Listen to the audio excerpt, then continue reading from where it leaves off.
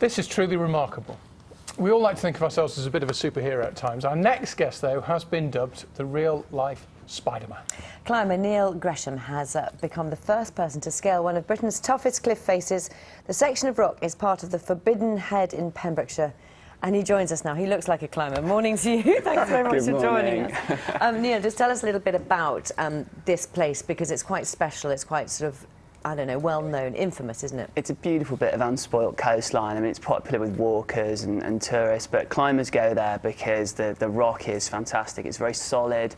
It's not going to break off in your hands. But also, there's a few unclimbed sections which, to leading climbers, to pioneers, is a real attraction, because you're often sort of hoping that you might be able to be the first person to climb a particular cliff, and in the case of this route, I was just that, and so I guess it's really satisfying when you do that. Okay, tell us about the route then, because it involves abseiling water, lots of different things. Yeah, it's first of all, it's really overhanging, which means it's quite difficult to actually get to the bottom because there's water underneath it. So if you abseil off the top, you end up in the sea.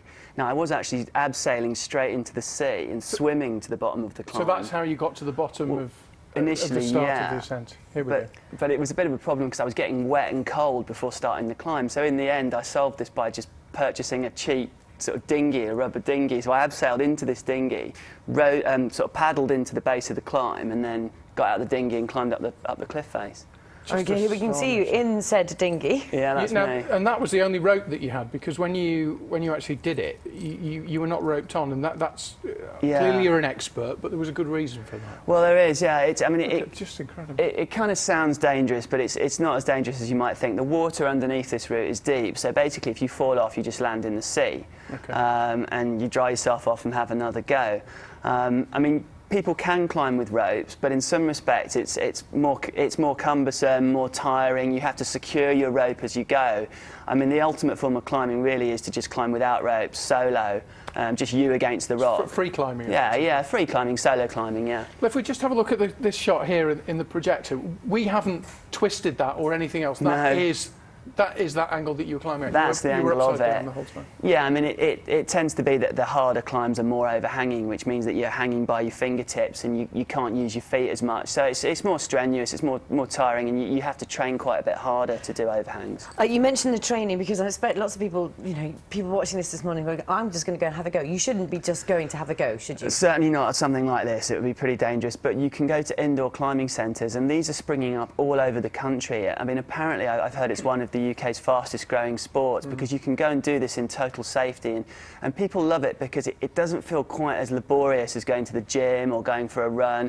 I guess it's more something like dance. You do it, you have a really good time, it feels really euphoric, and afterwards you think, oh, brilliant, I've had a workout as well. So it's really catching on. And how long have you been climbing? Me personally, probably nearly 30 years. I started when I was a kid with my dad, actually.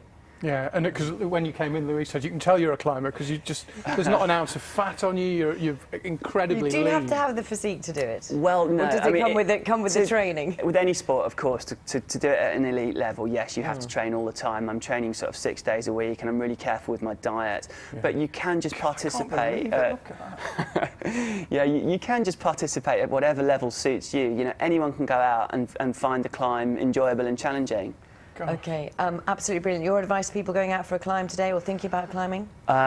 Check the weather, because it's not great at the moment in the UK.